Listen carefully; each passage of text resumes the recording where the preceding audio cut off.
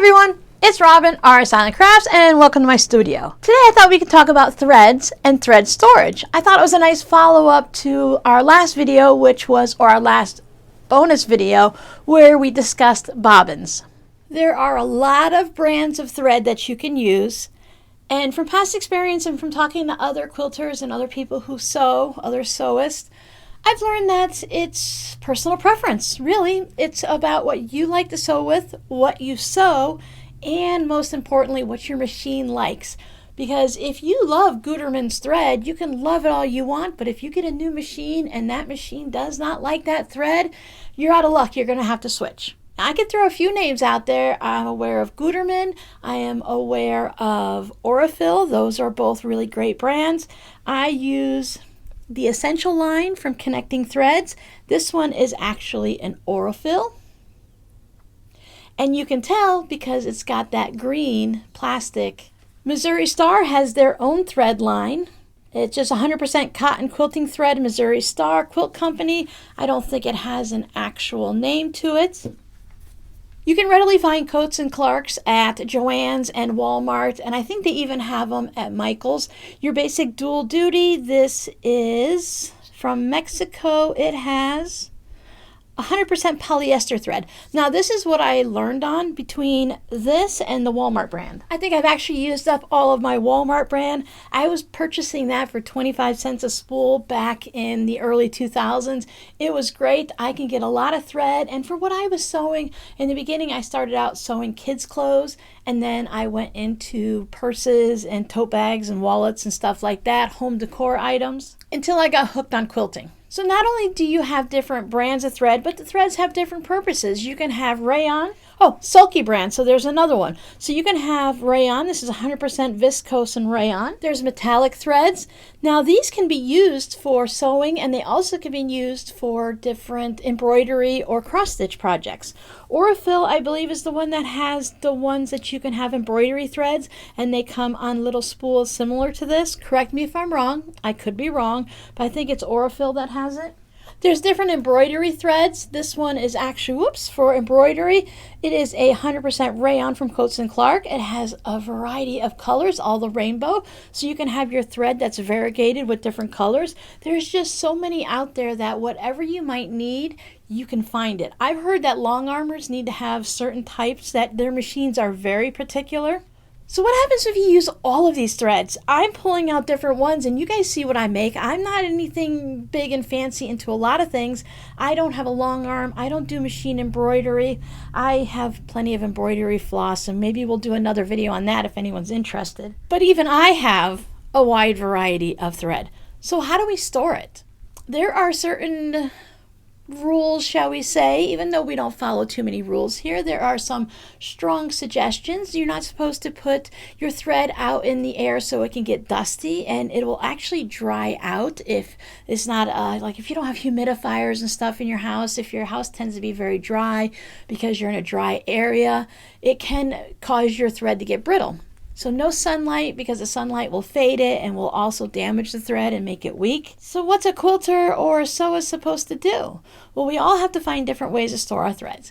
There are those racks that go right on the wall, and if you position it properly in your room, then you don't have to worry about things like the sunlight and stuff. And you don't want to have like your air conditioning blowing right on it or a fan, because that's just taking the dust and putting it right onto your thread, which then goes into your sewing machine. I'm going to show you how I store my thread, and then I'm going to show you some of the tools that you can use to keep your threads organized. Even though I no longer use the Walmart brand and I don't use the Coats and Clark and stuff like that very much, especially since I prefer the 100% cotton. The Coats and Clark all-purpose, it comes in such a great variety of colors that I can't always find these colors in the essential threads. These are also great when I'm just sewing scraps. I use these when I'm sewing like my crumb blocks, and I have been using them when I'm quilting my tote bags. Again, because of the nice colors that there are, I can't always find this color, this neon green. These don't actually have names, they're just numbers, but I can't always find these colors in my regular collection of threads. As you can see, this is just a basic Dollar Tree little shoebox. This allows me to keep all of these. They're not specialty threads, not all of them. I do have the metallic ones and such in here. But it allows me to keep all of these not my everyday threads in a special container. I do still keep these here in the sewing room with me because I do grab them a lot. I use them for a variety of things. So I keep them in here, and this keeps the dust out. It's not a tight fitting lid or anything like that, so it does have room to breathe in there. And I imagine, yes, it does get some dust in there, but the threads look pretty good, and they're on a shelf out of the sunlight, so I don't have to worry about that. Being in the sewing room, it does have the problem of its own between the batting and the fibers from the threads and just everything moving around. You are going to get dust and fibers and whatnot everywhere. And this is where I keep the matching bobbins, as I showed you in the last video, so that I know these bobbins go with these threads, so I can easily match them up, or sometimes, depending on what I'm doing, it won't really matter if I use a different color red in my bobbin, especially if I'm sewing crumbs or something like that. They work great for my fabric postcards also. I do have a little collection of the Missouri Star threads, thanks to a very generous Crafty Godmother. Again, they have a great variety of colors that I don't always see in the other threads. I can't tell you which color this is because it no longer has the part on the bottom, but they have grass green and they have mild purple, so that's fun. And as you can see, I have my bobbin right on top. When I received some of these as a gift, they were threads that the person was no longer using, so that's why some of them don't have the bottoms on it. They have used them, and they've chose to use different threads. Well, in that package came these little rubbery doodads. I thought, well, those are really cool because they go into your spool, and then you can put the bobbin right on it. Now, I think that is a really great idea because now I don't have to worry about matching them up, and especially when I have them in a separate container here. I used to try to keep them standing up all nice and neat, but that is near impossible. You just look at them and they fall over. These bins from the Dollar Tree are curved on the bottom, so that doesn't help much. There's also these little squishy things here. Let me get one that's not the same color as the container. So I have my bobbin on there. My thread gets hooked underneath here because on these, if you pull this little part down and it snaps up, it holds your thread in, so you can pull your thread out when you're ready to sew, and when you're done, you just pop it back under. So my thread isn't an issue. But the bobbin thread pops off all the time, so they have these little, again, little rubber things, and that's going to hold the bobbin in place. This isn't very helpful for me when I'm using my donuts for the bobbins and stuff, but if I want to take this and put it into a project bag, maybe I'm doing some EPP or some hand sewing, or I want to take it to a class or something, I can have it right there and it won't become a mess in my bag, which is great. Many times you can get a multi-pack of these different little tool gadgets. This is a thread and fabric accessory kit. I imagine you can probably pick this up on Amazon, or maybe you might be able to find something similar at Joann's. And inside here, as you can see, there's a couple of them empty because I do enjoy these. This is one of my favorite things to put in there. If I had enough for my other threads that I'm going to show you in a moment, I would probably do that also. It also comes with these. You can see I have one on my large spool here. This one, it holds it pretty well. So what you do,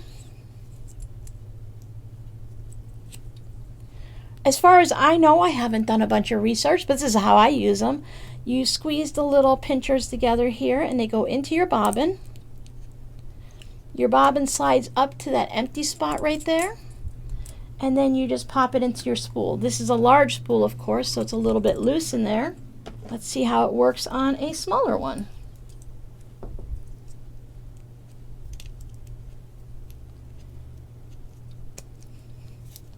And you pop this in. And there you go. It stays in there. You could, of course, easily pull it out, but it's not going to fall out while you're storing it or taking it with you to a class or a retreat or something. And then you will have the bobbin on there. And you can even keep an empty one on there, so when you're ready, you can go ahead and fill it up. These do take a little bit extra to maneuver them down. You have to be able to squeeze them together. I love these little rubber ones because they pop in so easily and the bobbin stays on nicely.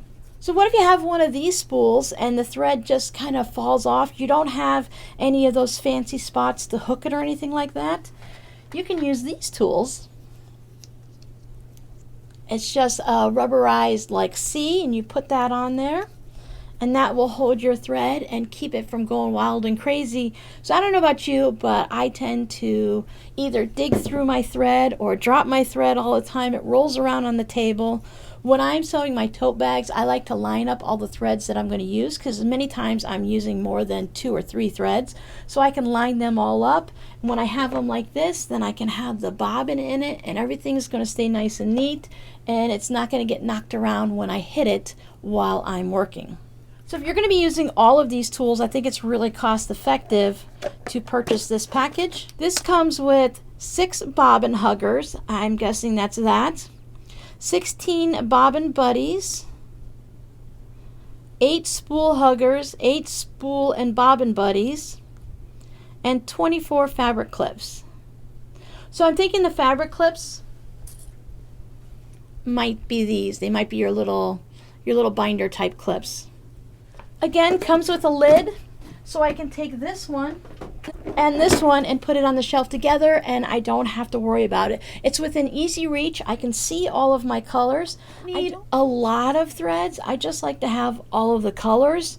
If I needed more, I would just go ahead and pick up more of these containers and then just keep them together. Maybe sort them by color, so you have your neutrals in one and your everything else in the other. But this is how I store my main fabrics. This is where I keep my essential threads. This container I purchased many, many years ago. I've had it. It's been in the family for a very long time. It says 1998 on it, so that's 24 years old, and I believe I got it when they first came out because I thought there was a really cool idea because it has a nice sturdy handle and everything, and it has these clips to hold the lid on. Now this is where I stay more organized. Again, I use the Essential line from Connecting Threads, 100% cotton. I do like to keep everything separated so I know that anything that's in this container is cotton thread. Now they're not all essentials. I do have a few mixed in here and there. So I do have one of Gutermann, and I keep the bobbin with it so that I know exactly which thread this goes to, because I can look at the thread and see that it's a different way, it's wound or something like that. It looks different, and it could be that it is a thicker weight. It doesn't say, but this is 100% polyester, so I probably should not have it in this container. I've just never actually looked down there. So I will switch this into one of the other containers so that I don't get it mixed up. I have a package of Aurifil colors. You know, they come in those little boxes with a variety of the colors. As you can see, I haven't opened up most of them. So these are smaller ones, and I keep them in this cool little Pop-Tart container because you freeze them and eat them. I got this for free for one of those things online you send away for it, again, many, many years ago, and it just holds everything nicely. It's square, and it keeps everything nice and neat. I've been using a lot of my threads up, so I've been emptying some spools so things are falling over. This container used to be very full. But I like to keep my smaller threads in here. They don't have a lot on the spool. They are the difference. This is the original ones of the Essential lines before they started putting their little removable caps on and before they started changing things around. So this one and this one, and even this one, they're all 3 different ones, but they're from the same company and the same thread line. Storing them in here, I haven't had any problems with it. I had this container from some type of food or something. It was all cleaned in the cabinet, so I used that for some of these that are in the lesser amounts of thread on it. I just want to use up these whenever I can before I open a new one. Even though it's only a small amount of brown, it's better to use that up before I open up that new one. These can be a little bit annoying because they will pop off as you're pulling them in and out, and that's only because I have a decent amount of thread right now. And with the Essentials threads, you can also purchase a set of them in a variety of colors. This already came in this container. A lot of the threads come like this. I've seen the Aurifils that have come in a container like this, I believe. So since they're already there and nice and neat, I'm not going to take these out. Also, these are the smaller ones, so they would really be rolling around in here. So I just keep it in here, and these are the ones that I keep in a separate bobbin donut. I've only used 2 so far, but I know if I'm going to pull a thread out of there, I'm going to find the matching bobbin here. This allows me to keep them all nice and neat in the container, and I wouldn't be able to put the lid on or have them sitting next to each other if I used any of those little bobbin holders. Now, talking to many of you guys in the comments from the last bobbin video, you guys used the plastic clear hosing to put it on, or the little ponytails and stuff, and that's a great way to store your bobbins.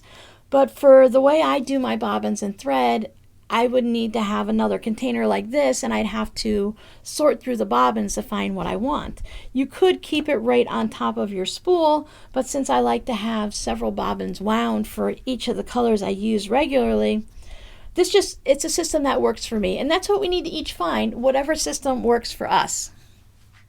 These have a number. The Essential threads have a number on the top, and just so I can get an idea, if I want to like search on Amazon for the Essential threads, I'll search for the red color. So I wrote the color that it's called on the bottom.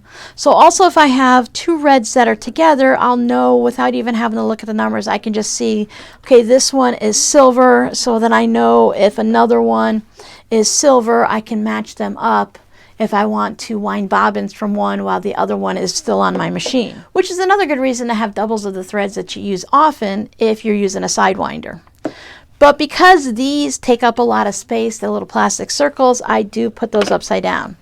Even though I can see the colors underneath, it still makes it easy for me to grab the colors. So how do you store your threads? I know some of you use these little C-clamp things here, the little C-shaped things to hold onto your threads to keep them from going crazy. Some of you have used these. I haven't heard about anyone that used these. You can tell just by looking which ones are my favorite. I know many of you just have your main basic colors and you might only keep maybe whites and blacks and then a couple of the different colors. I know many people will just use a simple white to quilt their quilts, but I just love to have a lot of colors, and even when I'm doing my zipper pouches, many times I'd rather have a green to sew in my green zipper to do my outside stitching that you're going to see than to use a black or a white or even the gray. When I'm quilting a quilt or any little small project, I did the orange coaster. So it was nice to be able to have an orange thread that matched everything so that it's not noticeable.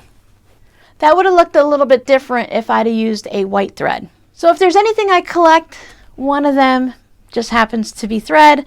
I love the thread, I love colors, and I just enjoy being able to switch it out.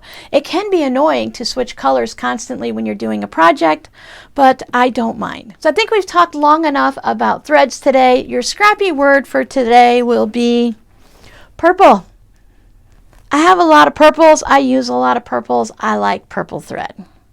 So thanks for hanging out with me. Let us all know down below in the description box how you store your thread, and are you a thread collector or do you just keep a handful of your main colors? If you've made it all the way to the end of this video, thank you for hanging out with me here in my studio, and I will see you guys next time where we will talk about whatever piques our interest. Bye!